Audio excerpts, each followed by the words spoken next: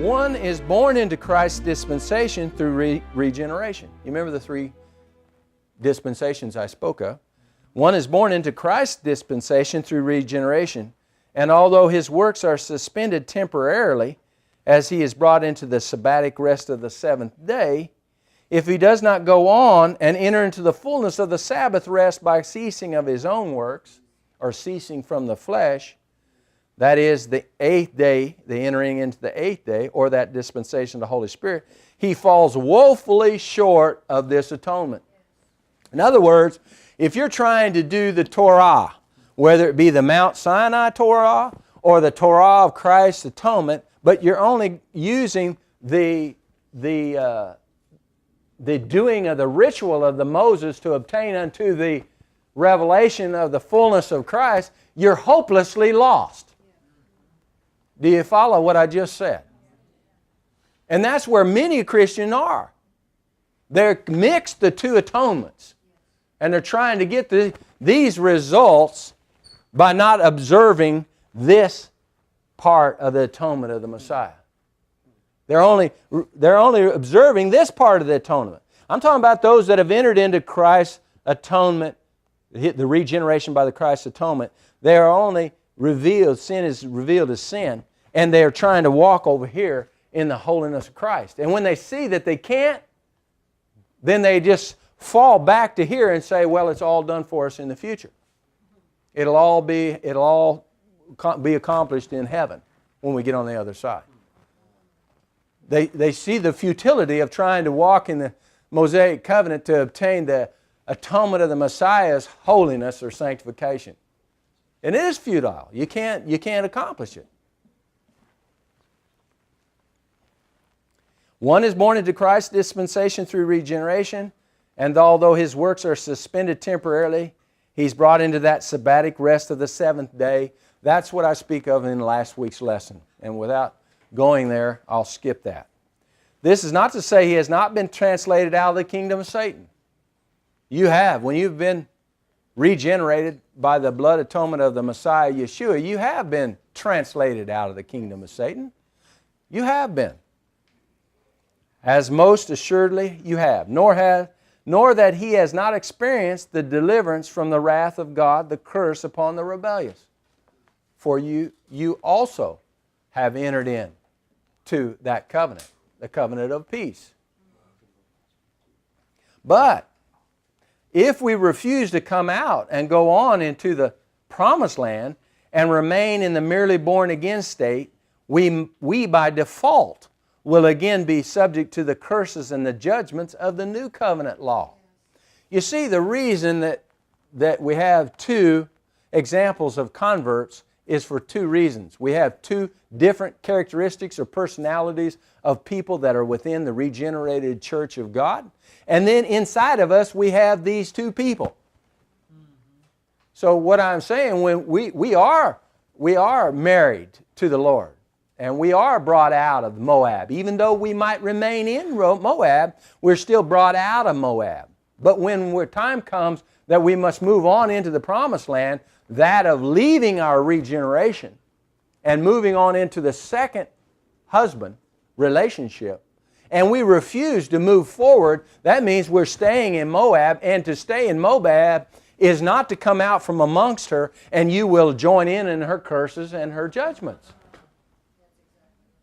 So we see these two women as examples of two types of Christians in the church, and then we see those two types of characteristics within ourselves. And before you go judging everybody else where they're at, you might want to first do that in yourself, and then you find those two in yourself, you might even be more compassionate toward those that are on the outside. Isn't that true? But if we refuse to come out and go into the promised land and remain in the merely born again state, we will by default. It's by default. God says, come out from amongst them lest you share in their sins. We will be subject to the curses and the judgments of the new covenant law, which is worse, by the way, than the old covenant law. Hebrews 10, read chapter 10 of Hebrews. For you cannot refuse to go on to the promised land which types following the Holy Spirit unto sonship, Romans 8, 13 and 14, and yet grow in grace or power to overcome the flesh. But you will remain in the minor power or grace of regeneration, which power agrees with the Torah. It agrees with the Torah. That power, that regeneration, what Paul said it like this in Romans chapter 7. He said, that I want to do, I don't do. But by saying that what I want to do, I say that I want to do is right and good. So regeneration agrees with the Torah of God. It agrees with it. But it finds inside of it a flesh that's alive and too strong to overcome. Isn't that what Romans 7 says? 14 through 23. It's stronger. That flesh is stronger than my mind. The resolve that I have understood that the Torah is good.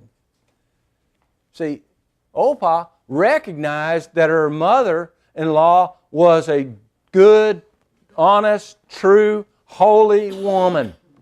She wasn't wanting to go away from her. She wasn't just excited about leaving her and glad, oh, good riddance, get rid of my mother-in-law. She clinged to her and kissed her and was sorrowful that she left, agreeing that Naomi, the Word, the truth, the Torah was good.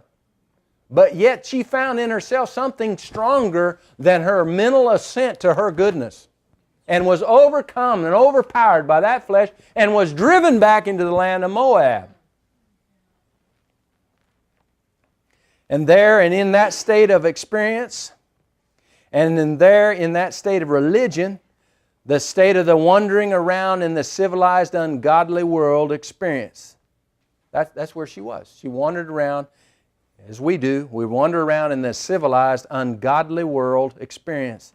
That is, the attempting of Torah observance without following the Spirit of power on into the promised land. We cannot overcome in this state, and we will become subject once again to the curses and the judgments that follow lawbreakers. You know, when we join ourselves back unto them, no matter what we may believe in our minds as being good, right, true, and holy, that will not save us from the consequences of that we have joined or mixed ourselves with.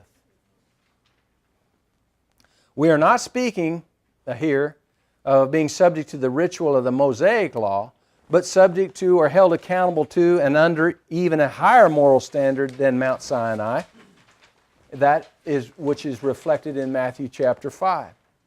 We were given this Torah from Mount Zion in heaven, into which we are initiated through entering into the new covenant by accepting the atonement of Christ and being born again. But although we are regenerated, we are limited in our spiritual strength. And sin finds its way through the weakness of the flesh. In spite of our newfound love and zeal in the inner man, we break the law. Sin causes us to stumble. Do you see this in Opa? Do you see that in the example that I gave you, that in as Christ, or as the husbands of Oprah and Ruth left them in the state of unworldliness, in that they died while they were yet in the world? That types the Son, Yeshua, in that He hath left us and left us in the state that we are in, that in the world that we are, in that ungodliness, in that civilized, ungodly world, is where we find ourselves. And inside of us, we find the uncivilized, ungodly world. He left us there. Why did you do that? Before you die, take us down to back to the promised land. Let's get that inheritance.